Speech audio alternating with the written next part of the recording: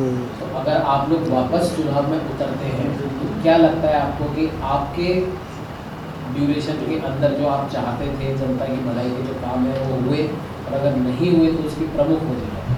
नहीं, अब तक तो 4.5 साल तक हमारे सारे काम हो रहे थे, लेकिन जो 6 महीने हैं इसके अंदर जो बीजेपी के विधायक प्रत्याशी हैं वो बहुत अड़ंगा लगाते हैं कामों के अंदर। मैंने मेरे वार्ड के अंदर 25-25 लाख के टेंडर कराए थे। 25 लाख का नालियों का टेंडर कराया था, 25 लाख रुपए का 2 वार्डों का गंदी गलियों का टेंडर हुआ था। उसमें उन्होंने खुद के मकान के आसपास की गलियां ही ठीक कराई है, आप जाके खुद मौके पे देखिए। और जो 25 लाख का नालियों का टेंडर हुआ था उसमें भी 25 लाख रुपए में उन्होंने खुद की नालियाँ जो घर की गली की नालियाँ हैं वो पैक करा दी। जब मैं गया काम कराने के लिए, बोला एक्सीएन वगैरह को, तो बोला हमारे पास, तो ठेकेदार बोला मेरा तो बजट ही खत्म हो गया, मैं कैसे काम करूँगा। लेकिन उसके बाद फिर मैंने बाद में 25 लाख का टेंडर दोबारा करवाया, फिर मैंने काम चालू करवाया। वैसे आपका जोन, आपका ward heritage, UNESCO world heritage city के अंदर आता है, और सबसे ज़्यादा अगर हम देखें छेड़छाड़ हेरिटेज के लुक के साथ इन्हीं जोन में हो रही है, भले वो आमेर का जोन हो, हवा महल का जोन हो, किशनपुर का जोन हो, और सबसे बड़ी बात छेड़छाड़ तो हो रही है, उसके साथ ही साथ बड़े पैमाने पर अवैध निर्माण भी किए जा रहे हैं, जिसकी लाख शिकायतों के बावजूद वो रोकने का नाम नहीं है। देखिए जी, एक बोला हूँ, मैं किसी एक को दोषी नहीं देता, दोषी तो सभी हैं। इसके अंदर कहीं ना कहीं हमारे पार्षद भी दोषी हैं। अगर मेरे वार्ड में बनता है कोई चीज़ तो मैं भी दोषी हूँ उसके अंदर, उसमें स्वीकार करने में कोई कमी नहीं होनी चाहिए आदमी को। जो सच है, जो सच है।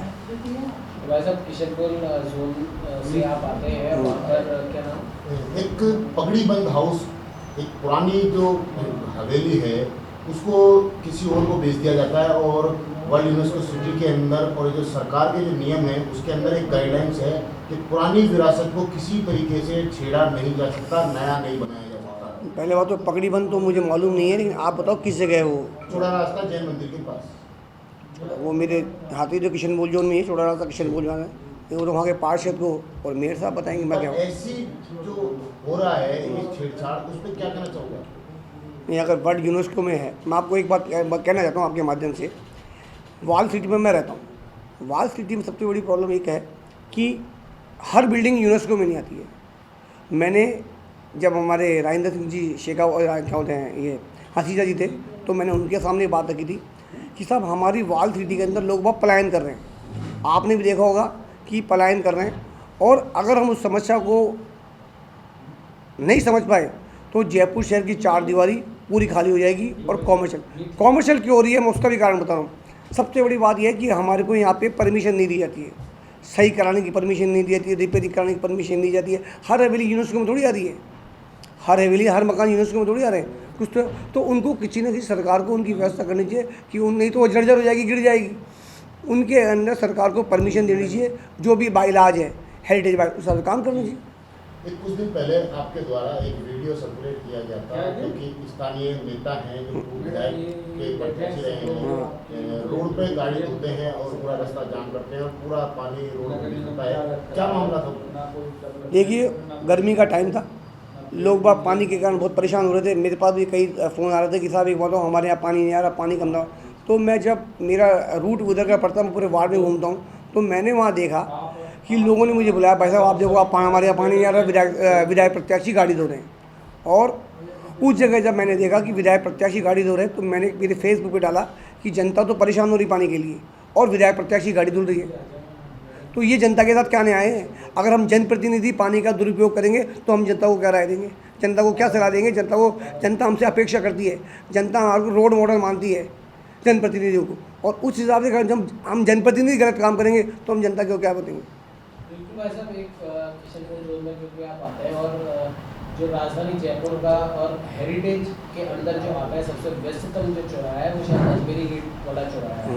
और अजमेरी गेट चौराहे की एक तरफ तो प्रेम पान भंडार है, मतलब दोनों ही तरफ पेट्रोल पंप है, और प्रेम पान भंडार के सामने वाले पेट्रोल पंप के बाजू वाली गली में सबसे पहले तो शिव मंदिर आता है, और उसके बाद आगे जो एरिया आता है, कई सालों पहले गंगा जमनी तहजीब जो हम जयपुर की बोलते हैं वहाँ पर देखी जा सकती थी। वहाँ पर हिंदू धर्म के त्योहारों पर वहाँ पर भंडारा लगता था, मुस्लिम धर्म के त्योहारों पर वहाँ पर ईद के दौरान खाना खिलाया जाता है, वो वहाँ पर होता था। लेकिन आज की हालत वहाँ पर ये है कि आप वहाँ पर 1 मिनट खड़े नहीं रह सकते, और कई मरतबा शिकायत की जा चुकी है, कई मीडिया संस्थानों में उसे छापा जा चुका है, लेकिन उसके बाद भी किसी किसी भी प्रकार की कोई असर नहीं। वहाँ पर मेन प्रॉब्लम ये है, वहाँ पे सीवर लाइन की जाम की है। सबसे ज़्यादा दिक्कत वहाँ पर सीवर लाइन की है। आप देखिए यादगार के जो पास वाली गली, उसी की बात करें ना, और उसके बाद कमला नेहरू मार्केट, स्कूटर मार्केट वाला। वहाँ पे बेसिकली कोई होटल वाला है, हाँ? वो जे होटल। जे होटल वाला है, वो वहाँ पे कचरा फेंक रहा है। हाँ हाँ हाँ। कई मरतबा शिकायत की गई है वो- और वहाँ पर हेरिटेज लुक के साथ में छेड़छाड़ की गई है। एक फव्वारा वहाँ पे लगा हुआ था, गौमुख उसके चारों तरफ थे, वो तोड़ दिए गए। गौमुख से पानी निकल के पास में ही एक कुंड सा बना हुआ था, वहाँ जाता था। मतलब एक वो दर्शनीय स्थल वो था कई साल पहले। आप बिल्कुल सही कर रहे हो। वो एक्चुअल क्या है कि सबसे बड़ी बात तो ये है कि हेरिटेज और ग्रेटर में उलझा हुआ मामला है। वो हेरिटेज वाले बोलते हैं ग्रेटर में आता है, ग्रेटर वाले बोलते हैं हेरिटेज में आता है। जब तक इस चीज़ का सर्टिफिकेशन नहीं होगा कि कहाँ किस जगह आ रहा है तो कैसे सफाई कराए उसकी। एक बार जो आपने देखा होगा जहाँ गौमुख बना हुआ है, उसकी सफाई तो मैंने कैसे करके जो ग्रेटर के डीसी साहब थे, 11 डीसी, उनसे कह के करवाई थी मैंने। अब जब तक इसका क्लियरिफिकेशन नहीं होगी कौन सफाई कराएगा उसके अंदर। वहाँ पर सारा कचरा पड़ता है, बिल्कुल सही बात है। वो कचरा का डिब्बा बना हुआ है और कचरा 2-3 दिन नहीं उठता वहाँ पे। खाली इसलिए नहीं उठता ग्रेटर हेरिटेज के चक्कर में, वहाँ जब कहना पड़ता है उसके बाद कचरा उठता है वहाँ पे।